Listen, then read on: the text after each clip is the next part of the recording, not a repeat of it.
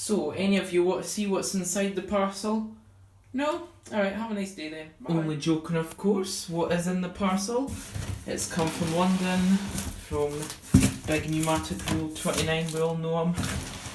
That's quite heavy. Oh, that's some Henrys.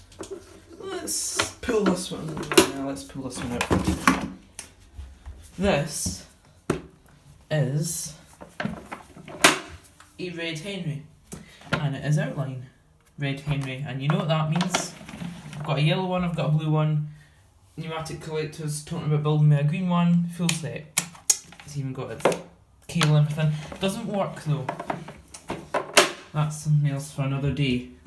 But Daniel also offered me this 1998 Henry HVR200P. Don't actually know if that's original. Couldn't think of it. I would have thought we'd have just had a black one.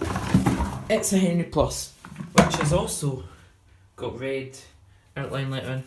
Should clean up alright. I'm not the best at polishing, so I just kicked the wee doorstopper thing.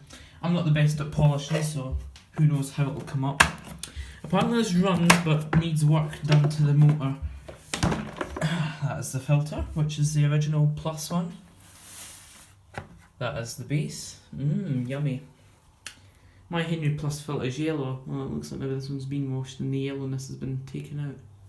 Who knows? Anyway, that's decent.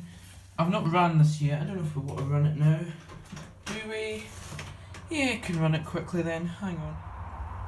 How does Henry Plus run? Let's see.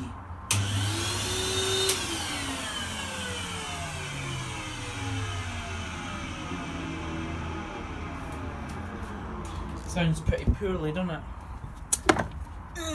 It's quite heavy as well. Yeah, room for improvement anyway. Thanks for watching. His little brother's inside. See you in the next video.